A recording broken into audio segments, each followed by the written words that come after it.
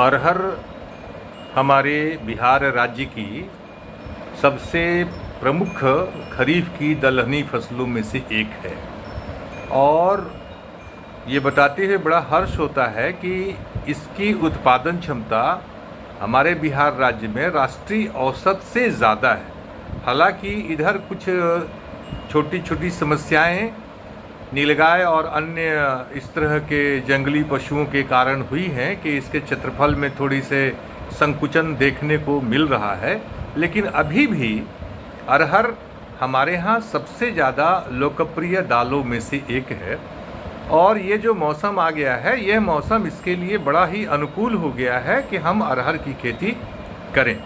अरहर की खेती करने के लिए मुख्य रूप से हमें वैसे ज़मीन की आवश्यकता होती है जहाँ पर कि जल जमाव बिल्कुल नहीं हो, क्योंकि पानी लगने से अरहर के अंदर कई तरह की समस्याएं उत्पन्न हो जाती हैं।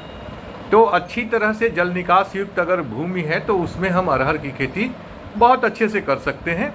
और अरहर लगाने के लिए सबसे पहले हमको खेतों की तैयारी पर ध्यान देना चाहिए। खेतों की तैयारी हम करते हैं और तैयारी के समय ही 1 एकड़ में कम से कम 50 किलोग्राम DAP और उसके साथ में न्यूनतम 24 किलो, नहीं तो अगर संभव हो तो 30 से 32 किलोग्राम अगर पोटास की हम मात्रा डालें और साथ में 8 किलोग्राम दानेदार सल्फ़र का प्रयोग करें। और चूँकि हमारे पास अभी कल्चर उस तरह से ज़्यादा सभी जगहों पे सुलभ नहीं है, अतः इस परिस्थिति में अगर हम अपने 1 एकड़ खेत में 10 से 12 किलोग्राम यूरिया प्रारंभिक अवस्था में दे दें तो इससे हमारे खेत बहुत अच्छे हो जाते हैं। और अगर हमारे पास सुविधा है तो हम उसमें अगर थोड़ी गोबर की सड़ी खाद अगर डाल दें तो इससे बढ़िया कुछ नहीं हो सकता है। और अगर वो नहीं उपलब्ध है, वर्मी कंपोस्ट उपलब्ध है, तो वर्मी कंपोस्ट भी हम अपने खेतों में कम से कम 3 से 4 क्विंटल अगर डाल देते हैं तो ये बहुत अच्छी हमारी फसल के विकास के लिए लाभदायक होगा। जहाँ तक रहर लगाने की बात है तो रहर का जो बीज दर होता है औसतन हमारा 8 से 10 किलोग्राम 1 एकड़ के लिए पर्याप्त होता है। अभी बहुत सारी अरहर की नई नई किस्में आ गई हैं और कुछ पहले से भी पारंपरिक किस्में हमारे पास रहीं, जिसमें कि सर्वाधिक लोकप्रिय किस्म जो थी वो हमारी बहार हुआ करती थी। इसके अलावा पूसा 9 हमारी एक किस्म है, मालवीय अरहर है, और अभी नरेंद्र अरहर 1, नरेंद्र अरहर 2 और पूसा अरहर 1 एक नई किस्म हमारी आई है जो कि राजेंद्र कृषि विश्वविद्यालय, जो केंद्रीय विश्वविद्यालय है, उसके द्वारा विकसित की गई है। तो ये किस्में हैं, इनको हमें लाइन में लगाना चाहिए और लगाने के पहले इनका बीजोपचार करना बहुत ज़रूरी है। 1 किलोग्राम अरहर के बीज के लिए कम से कम 2 से 3 ग्राम हमें कार्बनडाजिम, और अगर उससे भी अच्छा है कि अगर हम जैविक फफूंदनाशक ट्राइकोडर्मा 8 ग्राम का प्रयोग करें।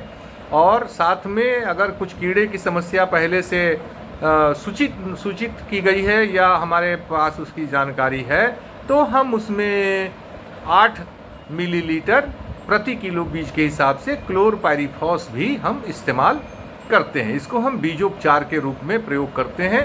इनको हम पानी में घोल करके और उसी में बीजों को हम अच्छी तरह से भिगो देते हैं, और जब बीज पानी को सूख लेते हैं, ये 3-4-5 घंटे में हो जाता है, उसके बाद इन बीजों को हम फिर से अपने खेतों में लगाते हैं। इनको छिटकावा विधि से नहीं लगाना चाहिए, इनको हमें लाइन से लगाना चाहिए।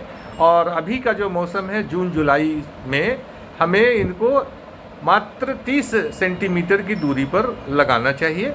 और ये बहुत कम बीज दर में ही हमें बहुत अच्छी पैदावार मिलेगी। एक चीज़ और है कि रहर में कभी कभी उखड़ा की शिकायत ज़्यादा आती है, तो 3-4 पंक्तियों के बाद अगर एक लाइन अगर उसमें ज्वार की अगर हम लगा दें तो उससे उखड़ा का स्वतः जो है एक जैविक विधि से नियंत्रण हमारा हो जाता है।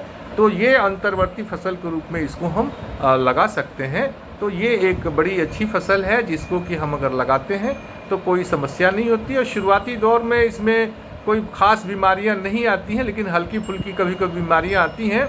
तो इसमें आप कार्बनडाजिम, मैनकोजेब जैसी जो दवाएं हैं इनका इस्तेमाल आप कर सकते हैं।